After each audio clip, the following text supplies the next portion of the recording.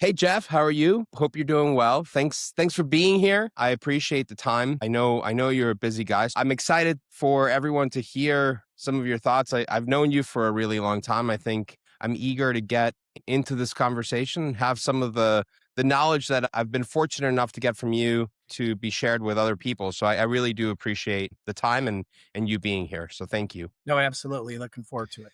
I thought maybe we'd start with a high level from where you sit with running a cancer program, and maybe you can just tell me a little bit so that everybody knows what I know about your background and what you do and running the cancer program. What are some of the biggest challenges that you're seeing with that space in this particular moment? Okay. So, yeah, I've been a leader in the oncology space for over 25 years, been in the field of oncology for over 35. And in my current role, I am to oversee all the operations currently. And the biggest challenge that we are facing right now is the balance between growth and controlling expenses. And that's a really tough line to follow, just because if you're in the growth phase, you may be hiring service lines that you want to add, but by doing that, you're adding labor expense to get prepared for the increase in volume. But then Sure. if that service line ramps up slower than you thought, your P&L looks a little worse just because you've added expense and didn't really offset it with revenue. I know when we've talked in the past, you've talked a lot about operational efficiency as a big word and a big buzzword out there, right? And I think there's an opportunity for programs to improve how they're doing based on operational efficiency. I'd love to get your take on that and why you think it's so important. Yeah, I think it's important because in the end result, hopefully you're running at the highest level of efficiency that you can.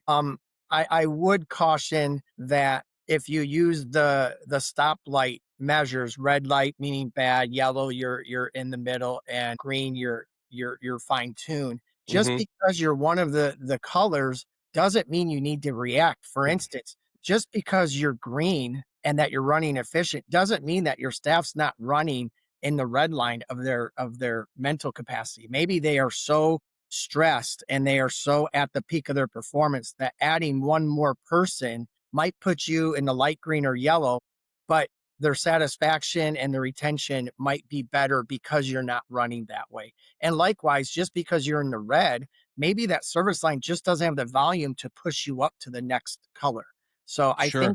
I think you need to look at your system as a whole and see why you're at those certain levels. Yeah, no doubt. And I think, I mean, you hitting on people is so important, right? I mean, I've been, as you know, in the space for 20 years, and there's two things that always keep coming back as themes for me. One is patience, obviously, and the importance of making sure that that's ultimately what you're focused on. And the second is the people that are treating and running the departments have to be happy and they have to be in a good space because that's ultimately it makes all the difference in how those patients are treated, right? So I think it's so important to make sure that that's happening and that leadership is really focused on that as they run these cancer programs. No, you're right. And just because a department might be in the green, the patients are going to pick up that they're stressed, that they're at their breaking point. So the executives need not to just look at the color; they need to look at the ratio and the staffing satisfaction of that department. Yeah, yeah, no doubt. We've talked in the past about the disconnect that exists between the executive floor or the C-suite and the clinical teams, and I would like to get a little bit of depth into why that exists and what you think programs can do about it. Sure. And the why might seem very simple. The C suite's looking at P&L, they're looking at numbers, and the clinical team is looking at high quality patient care and compassionate care, right? So you might have a finance person that wants to keep driving numbers and volume, which is better for the organization. And they might be putting the onus on some of the frontline managers in those departments as responsibility for volume. I just don't think that that really should be the case. The volume should be coming from your brand recognition, your marketing efforts, your physician relationships with the outside community, and your frontline managers' responsibilities are to treat that patient with the highest quality and compassion that they have. So I think the disconnect is that sometimes leaders put the volume expectations on the frontline leaders when it really should be on the system. How do you manage both of those things? If you have a clinical team that's fundamentally focused on the patients and patient delivery and care, Yeah. and you have a C-suite that's fundamentally focused on volumes and the number, where does the marketing, the referrals, the brand recognition, all where who does that? I mean, where is that focus, and how do you make sure that it gets the attention it needs? Well, there's several lines of marketing that most organizations probably do. They probably do, paid marketing. Then there's earned media, earned marketing that places cover for you for free just because you're a good organization or a physician has done something or has given a talk on radio or TV. That's great. It's free. It's brand recognition.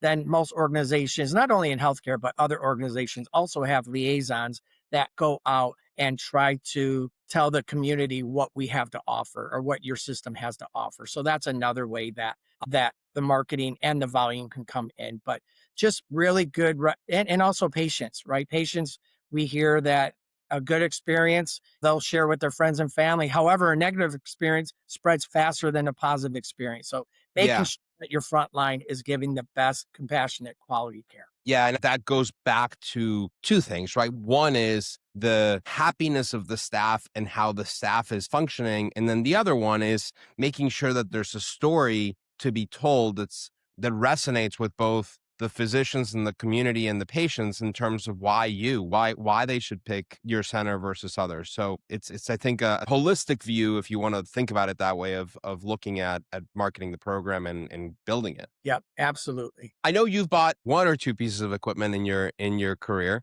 and you've been involved in those decisions in terms of the things that are considered when one is making capital decisions. What do you think differentiates the people that get those capital decisions right versus the ones that don't? Boy, yeah, that's a good question. And you're right. I'm very fortunate that in my career, it's mainly been in radiation oncology, but I've also spanned into surgical oncology and medical oncology. But a linear accelerator's lifespan is between 10 and 12 years. I've probably put in over 8 or 10 of them in my career. And PET CT is very popular in the oncology space. So those are very expensive, heavy equipment. So you really have to look at your internal system on what they might be referring to that unit. If it's a PET, a mammo, a MRI, or a linear accelerator, look at your internal diversity of physicians. If it's medical oncology, if it's urology, if it's surgical oncology, try to look at historical. You can even look at referring patterns before you had that technology and pull data of how many referrals you've made to that piece of equipment, and then do your own internal ROI, especially with some growth that would happen. Because once you have it, your group tends to use it more because you have it. From the vendor side, I've seen and I've been involved in hundreds of those purchase decisions and sales. And it's always interesting to look at it now from the other side of the table and think about the things that I used to think about when I was selling things and how those tie out with programs today. And there's a lot of different nuances to consider, but ultimately what you said about referral patterns and volume patterns and how the physicians are using the technology and what the workflows are going to be and what the program is trying to do. I always thought those were important on the vendor side. And now I see that they are critical. And if you don't get those right, you end up with a piece of technology that maybe is underutilized or that's not going to deliver on what you're trying to do. And that costs a boatload of money to either buy or support because you have both sides of that you have to manage. No, you're right, and I didn't touch on, but you just did.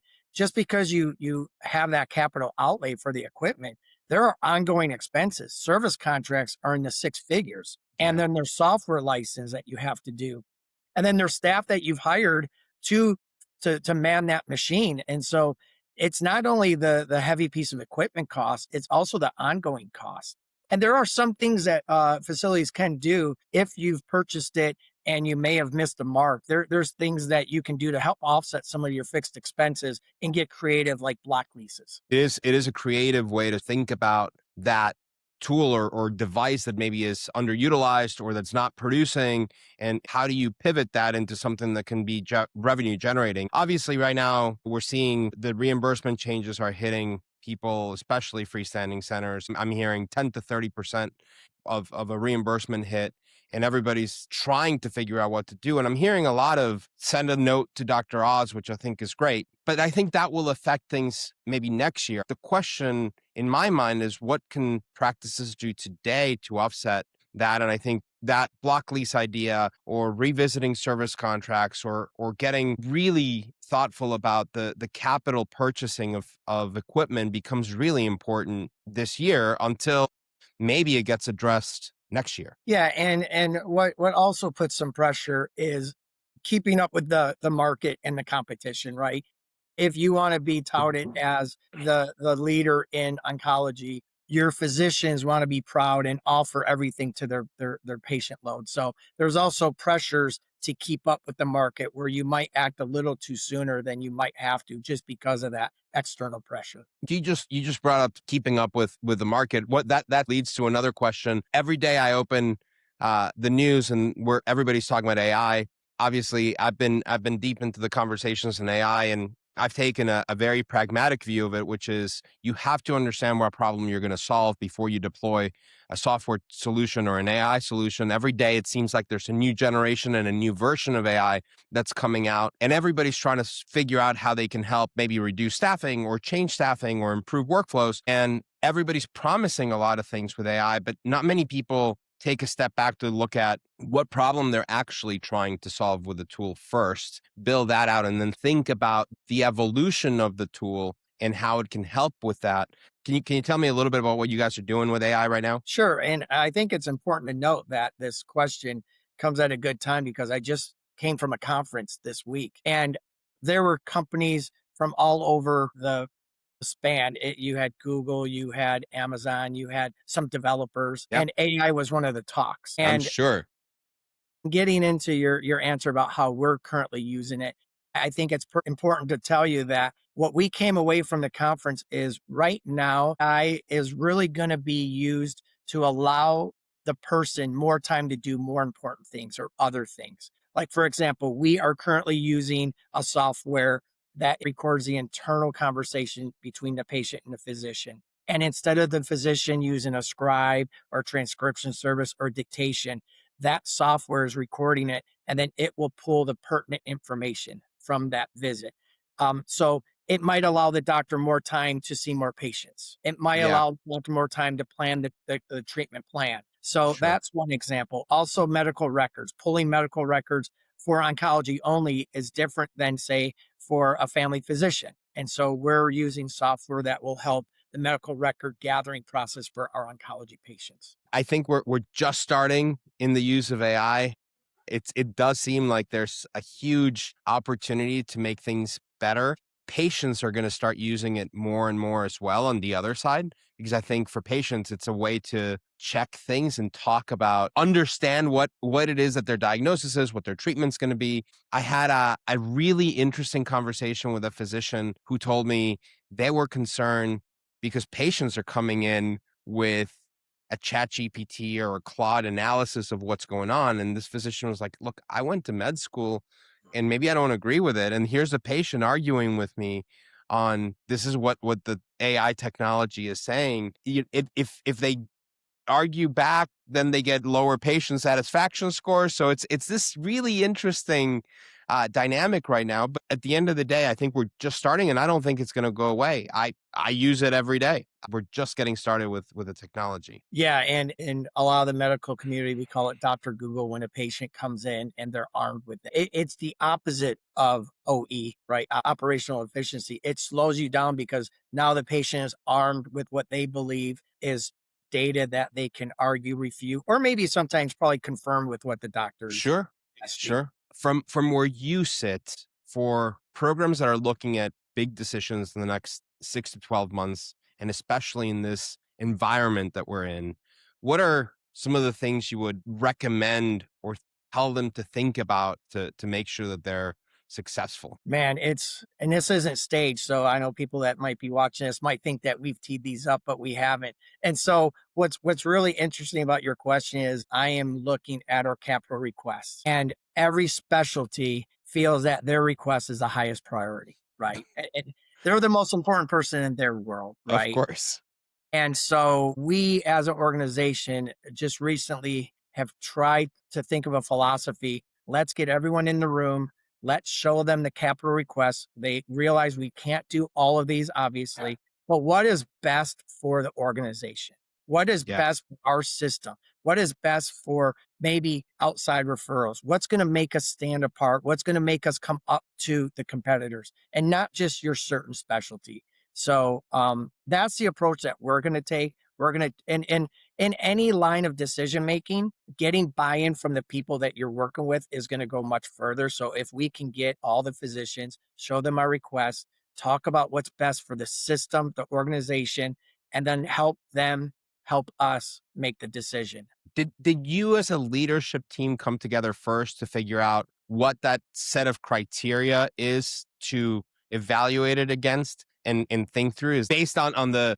organizational goals? This is sort of the criteria that we think is really important. That's how we're going to align to them. Yeah, I mean, everybody has a service line that they're responsible for, and then they were bringing the capital request because it's coming to budget season. We asked the leaders, submit your wish list, let us know what's on top of mind with your physician, and then they're like, they say we have to have this. Well, everyone says that, and then Yeah. we just as a leadership team said, you know what, I think we all need to lay this out, bring them all together, and say what's good for the organization. what Yeah. what do we need? And maybe that one piece of equipment is going to help every one of those people where they might not have thought that. I have in my mind, as you're describing this, either the Coliseum where everybody's coming in to get into this huge fight over their capital equipment, and then they're coming in armed with like some chat GPT or Claude description of why they have to win. It's going to be like, hey, this is why this has to be the number one thing. And I think we'll hear, yeah, we understand, but we need this, right? Yeah. We're going to hear that, but it's really just setting the expectation that we have X amount of dollars. Here is 5X that amount. Let's work together to decide what we need as a group. Yeah, I love that. I love that. And I think going back to, full circle moment to where we started the conversation, everybody gets so busy with treating patients, which is rightfully so what they should be doing, and running the cancer center to make sure that those patients can be treated. It's it becomes really difficult to find time and space to have the strategic conversation and look at what the right thing for the program, the right thing for the organization is, what the right criteria is to look through all of that. It becomes hard to find the time and the space to do that when you're trying to run a program and run a center and running around putting out fires. And so I think it's great that you guys are doing it.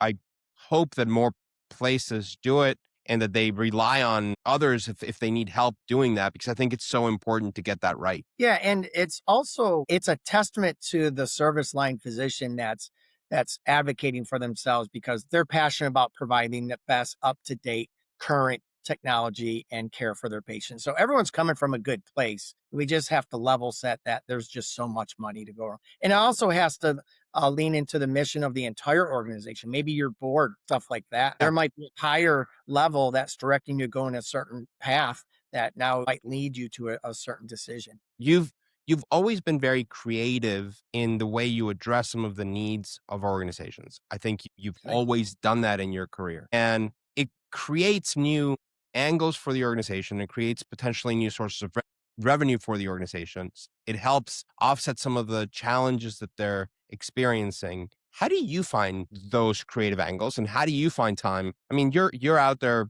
fighting fires every day. I mean, that's a good question, tough question. I like to pride myself on being a change leader in every org that I've been a part of. I always raise my hand first and saying that we'll do this first. We'll be the beta for this. Yeah. And I think it takes your leaders to be on board. I think retention, Yoel, for physicians and staff, it is giving them challenges, giving them pride in what they're doing, having them tell their friends and family that they're working on the latest and greatest technology. And part of retention is also being viable, right? You have to have a viable company. Sure. So I think I have thought outside the box. For one example, in one of my organizations I worked for, we had PET CTs, and it was mainly for our internal patients. but sometimes that can't fill you up as much. And then looked at maybe having our liaisons tell the local community that we can offer diagnostic CT and PETs.